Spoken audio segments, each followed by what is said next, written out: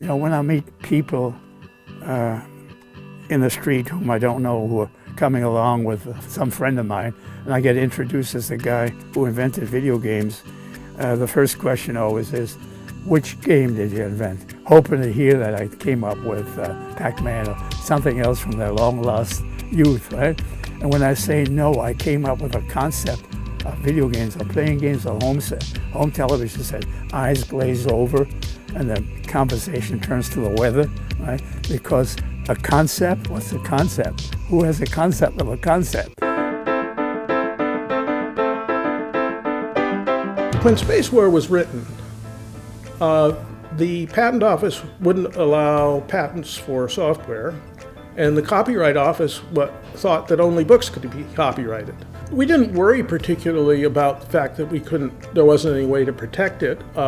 By and large, it was more of, look at what I've done, and here's how I did it. Back in those days, you worked at a big company, you stayed there your whole life, and you got a gold watch, and you got retirement and a pension, and Nolan was showing that away by quitting and going to a startup company. I started basically in the middle 60s playing video games on big computers.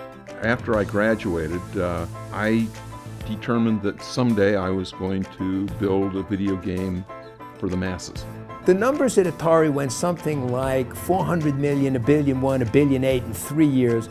It grew so fast that it really outran its systems. Is this a fad? We asked ourselves that question. It's not like it never occurred to us to ask the question. We asked the question over and over again, and the numbers said it wasn't.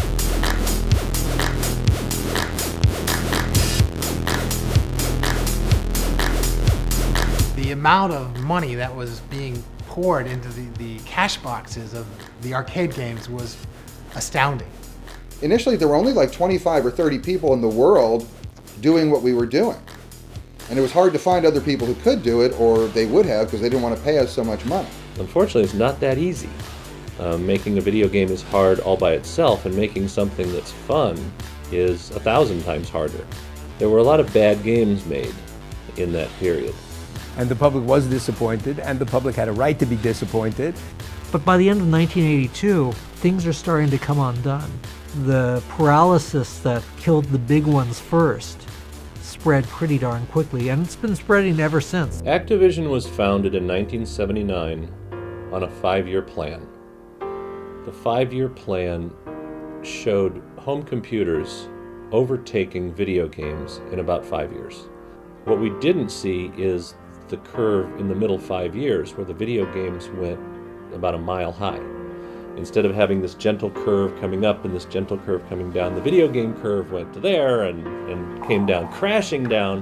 The fact is, the industry, which had grown like a rocket, fell back dramatically, but the basic business didn't go away. I mean, along came Nintendo with the new system, and you can look at the numbers as well as I can, and there was a huge drop-off. And then the business slowly but surely started to build back up, and is bigger than ever now.